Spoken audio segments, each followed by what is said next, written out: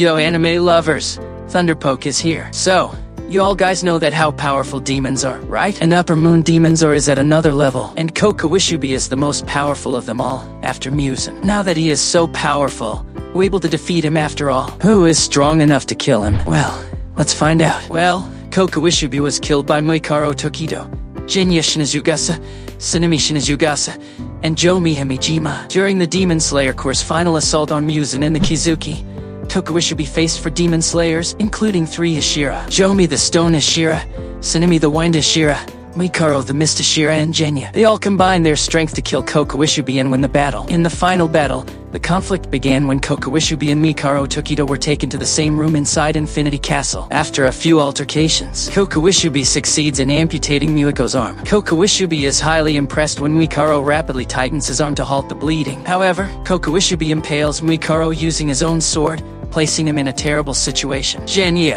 however, fires his firearm, ending their conversation. After deftly dodging the gunshot, Kokushibo reappears behind Jinya and severs his arms and torso in half. He recognizes that Jinya is unique and decides to kill him by chopping off his head. His brother rescues Jinya before he has the chance to do so. Kokushibo is mildly surprised by the Wind Hashira's abilities as Tsunemi and Kokushibo start their fierce combat. He maintains his composure, though, and claims that he would not be able to survive without his extensive experience sharpening his senses. This keeps going for a while. After some struggle, Kokushibo was poised to deliver a devastating blow and enjoyed the chance to battle such a proficient Hashira when Jomi, the Rock Hashira, appeared. Kokushibo could not contain himself and expressed his unabashed admiration for Joino's physique. Jomi displays his Demon Slayer mark, the secret weapon he planned to save for Musen after a fierce back-and-forth conflict. To keep up their fierce conflict, Tsunemi manages to treat his wound before he can rejoin the fight, and the two are now engaged in a 2-on-1 conflict with Kokushibo. Kokushibo is surprised by how well they can work together despite having diverse communication styles. Tsunemi and Jomi are abruptly struck by what appears to be an extended blade with 3 blades protruding from the sides, 2 on one side and 1 on the other.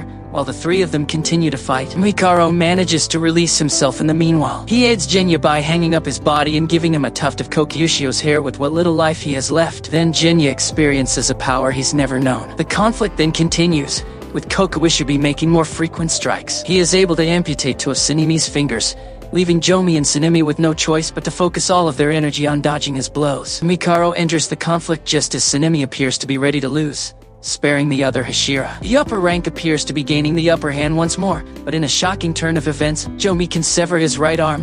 Mikaro stabs him through the torso, immobilizing him, and Jinya fires a barrage of bullets at the demon with his weapon, which he modified using his own cells similarly to Kokushibo's sword. Jomi and Tsunemi race to kill the demon as the bullets lodged in his flesh transform into trees and completely enclose him. Kokushibo is unnerved by the feeling as he remembers an encounter with his younger brother, Yurichi. However, Kokushibo exploded many blades from his body in a fit of wrath at the prospect of losing, fatally wounding Mikaro and Jinya while also seriously hurting Tsunemi and Jomi. The 4 continue to advance unabated. Jinya releases another blood power, rooting another tree into Kokushibo's back as Jomi smashes Kokushibo's skull with his flail, and Tsunemi rushes forward as Miko's blade becomes crimson, seemingly seeing Kokushibo's internal organs. Kokushibo celebrates, bragging that all strikes against him are now ineffective because he has beaten death by beheading him. Shock quickly overtakes his elation when he notices himself in the blade's reflection. His new appearance is hideous, with tusks and spikes protruding from his face, back, and head. He recalls his previous goal of being the strongest warrior in the land and questions whether the course he has chosen is what he really wants. Jomi then manages to decapitate Kokushibo again by using his flail to completely shatter his head as he muses over his motivations. Jinya's bloodthirsty power was utilized against the top rank,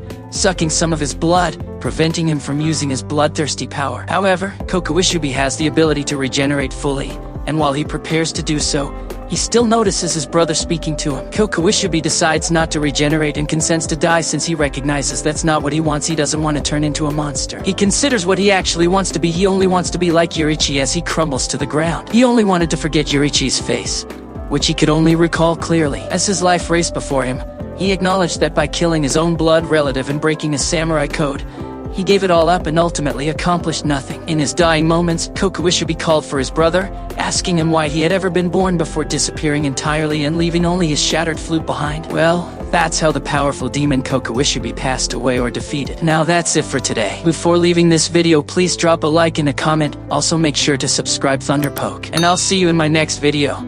Till then, bye bye and have a good day. Thank you for watching.